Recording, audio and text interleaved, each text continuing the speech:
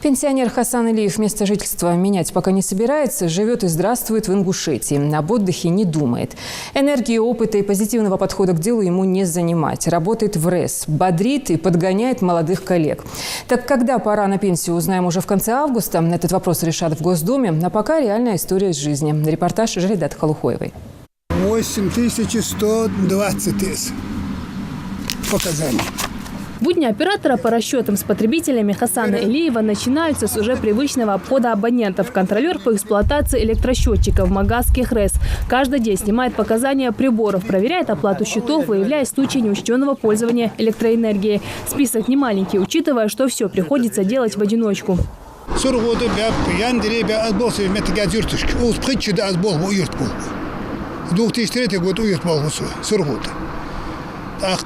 نهدي دير بوزر شو بوزر غلط حدا مغتش أفلاتي مغتش أفلات ميسا داشوياش تقعد كاز مديادات سون بعتم دلي بيتسو دلي تريست دلي تسويتها أفلاتيش أشتي نهبوز باخرش تا يرج ديك بيسري سوارت ديك بيسري أروس يقبل حكموري تخمير سو يقبل شبول بقوخ بتشوت نجرامتي إياس.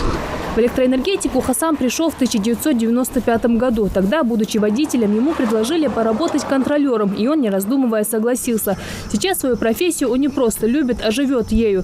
Его труд крайне важен, хоть почти незаметен. Именно его работа позволяет сократить разницу между суммой показаний индивидуальных приборов и общедомовых. Так что отправляться на заслуженный отдых он не собирается. В свои 73 года Илиев не просто может, а хочет дальше трудиться.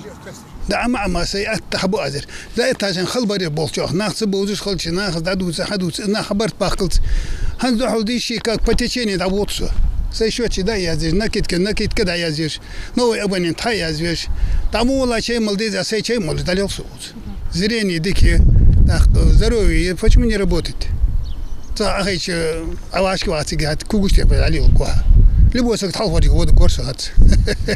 В зоне ответственности Хасана находится порядка 2000 абонентов. Благодаря опыту, житейской мудрости и умению общаться с потребителем, Илиеву удается показать высокие результаты в работе. Готовность в любой момент прийти на помощь, поделиться советом высоко ценит его коллектив.